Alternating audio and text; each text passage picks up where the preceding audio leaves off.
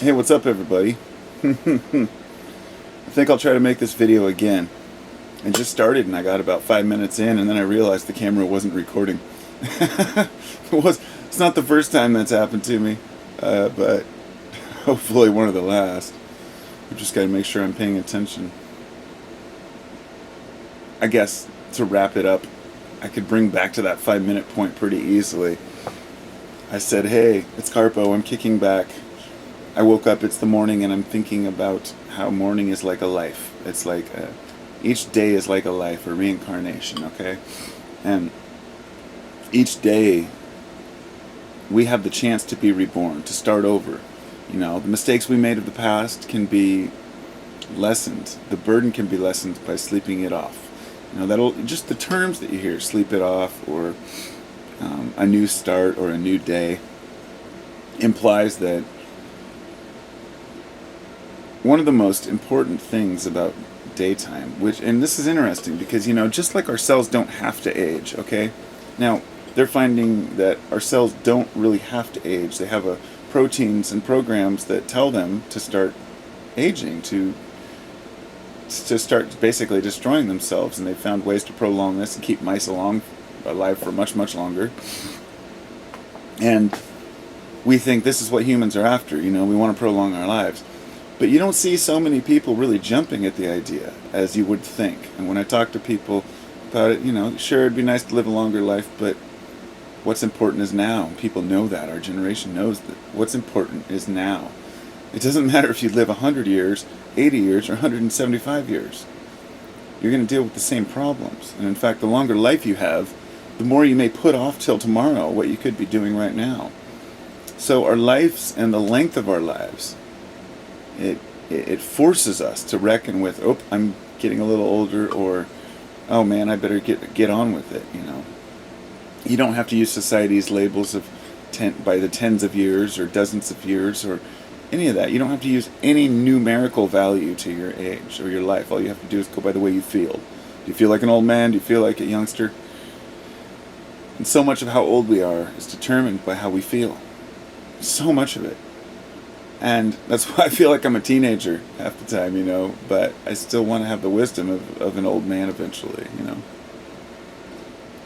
So, let me shoot back to the original point here when I'm talking about lives and how short they are, but they're really just the right length of time. The day and the night were the perfect metaphor for this. A lot of people use the dark night as a metaphor for mankind. And the morning, the dawn of man's consciousness and awakening. But strip the metaphors and just take the literal day and night. We sleep at night because our bodies shut down. When darkness enters the room, it shines less light on the rods and cones in our eyes. This thereby triggers the pineal gland, which is also known as the third eye, to release melatonin into the bloodstream. This melatonin tends to calm the body and relax you into a state of sleep. Once your body has done what it needs to do, it forces it back awake, and in the morning you get a whole new sense of being, a whole new sense of the day.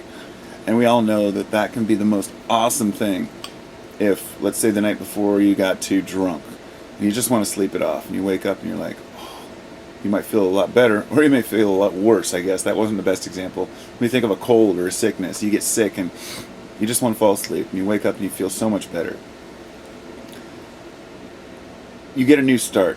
Without sleeping, there would be no division between this bad day and that bad day, or this good day and that good day, or this good and that bad day. In other words, it divides things up into segments so we can attack it better each day. Now, I'm not going to translate this or, you know, transpose this into the realm of, you know, move it up to the octave of lives, and saying that, you know, each life is an experience, and then if you make a mistake, you have a chance to wake up and do it again. It's often that we forget the day before, or what we did the day before, the next day. And often this would be this, or at least a week down the road. And this would be very similar to living previous lives, if that's what's true. That we're destined to forget, because if you remember, it would take away from your individuality of who you are now. So instead of looking at past and future lives, and we're just working, with the idea here, instead of looking at them as like these individual people are born into individual souls, or souls are born into individual bodies, and then those bodies grow up and die, and then that soul waits and goes into a new body. That's where we start to kind of lose people on the idea of reincarnation. My thought is that it's a little bit more like when, let's say 10 people die in various places in the world, totally different, unrelated people. Rather than those souls or energies going straight into a new body, or waiting to go into a new body, or waiting 42 days for gestation, or whatever you may believe in that or not, it makes more sense to me that those souls are split among many lines, that these ideas that we have carry on after we die, but that the ideas aren't related to us as individuals. So Carpo or Joshua, as an individual, ceases to exist upon death. The reason I feel this way, and why I've gone into this on this subject matter, is because when I talk about, I use my day-to-day experiences and waking up each morning as my metaphor for the larger picture. For example, when I have a small awareness or awakening, or what they might call an epiphany, I guess that's often a larger one, or a satori,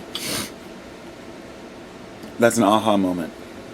Like, oh, wow, that's amazing. I wish I can't believe I didn't know that. Or, I did know that, but I never recognized it. Those moments are like little waking ups, Waking up in the morning is like a larger epiphany. It's like starting over after you've had a realization. Like you've had this wild realization, which is your day, then you go to sleep, and then you wake up in a new state of mind. Or maybe you're going from a mood to mood, or emotion to emotion. This is what day to day is for me, and why I believe that if minute to minute and day to day can carry on, and then we have monthly cycles, yearly cycles, there's no reason to think we don't have greater cycles, within the existence of everything. And when I talk this way, I speak generally, not like the comfort of saying, oh, there's a God up there that's watching us, or that we're going to reincarnate into other bodies and everything's going to be hunky-dory and just fine. I don't hold out ridiculous notions that I can't prove. Although I do have hope that there's a greater thing beyond us. And not just that, but I truly do have faith that there is a greater mind than humans. That kind of goes without saying, but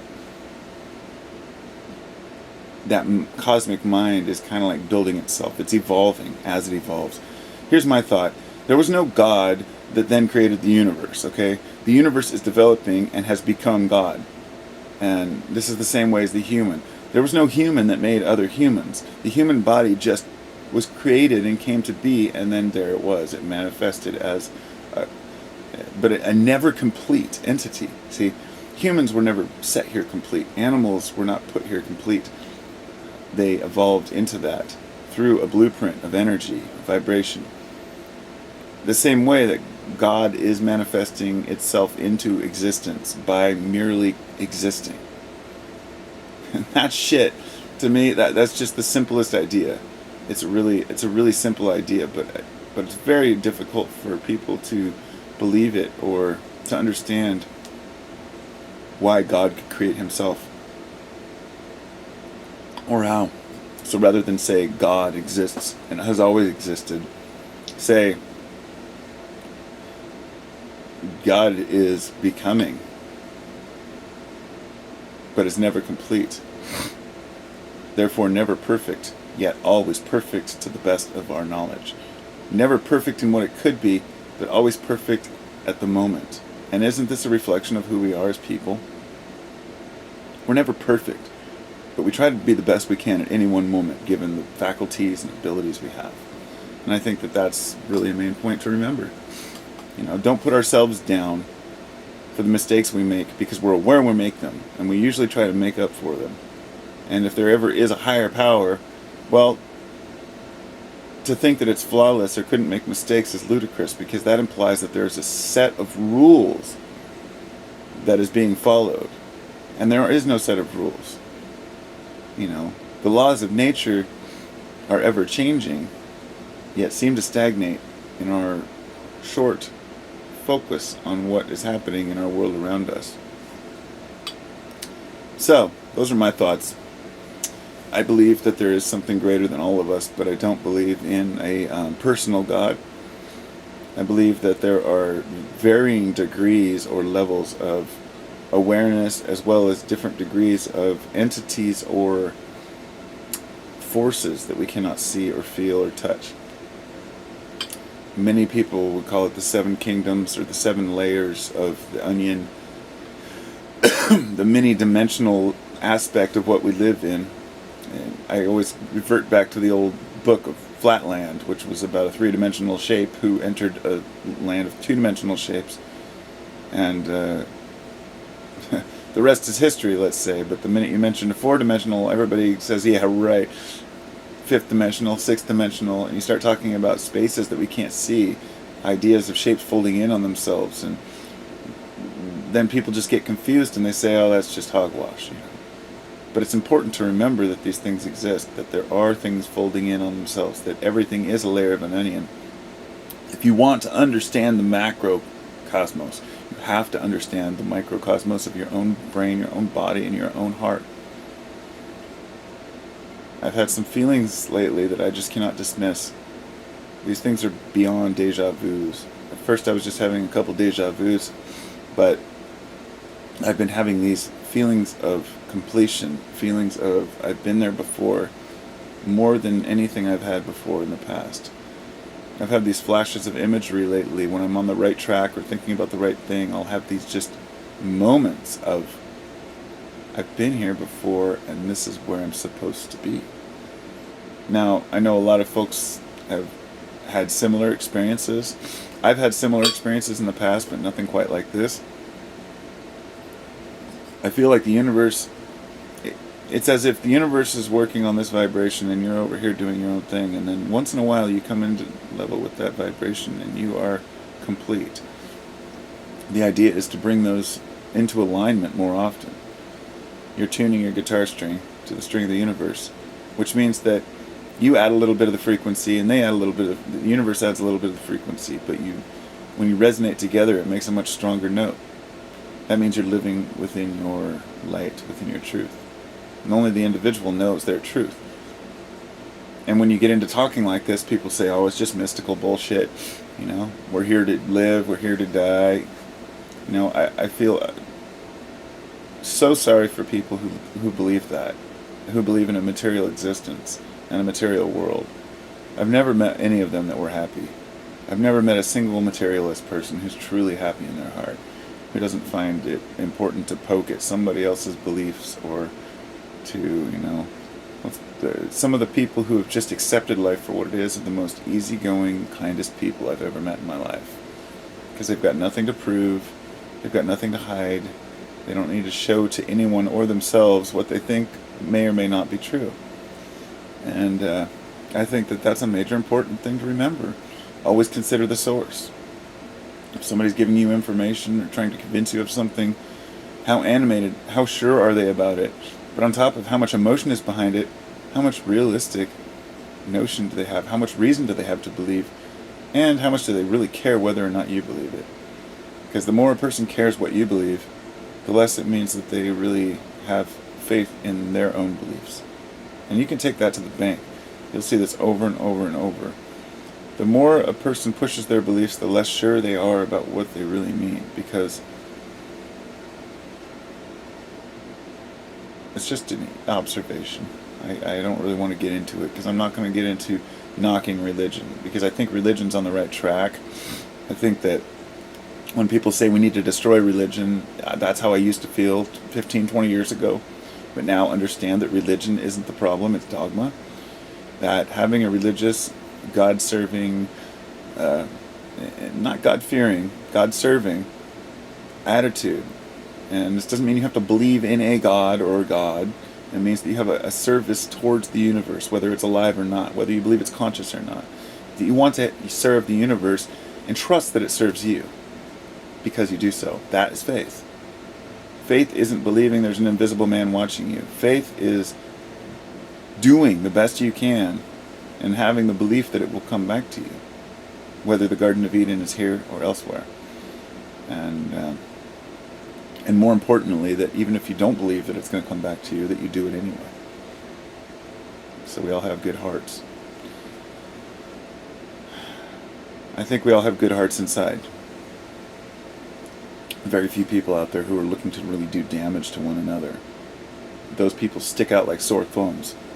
That's like the bad news you see and the very reason I don't watch the news.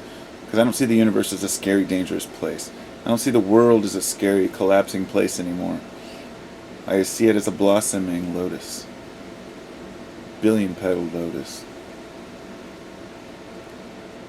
Doesn't mean that we're right on the right track we need to be on as humans. We can't sit back and say, oh, well, things are perfect the way they are. Don't change anything, but anyway. That's the life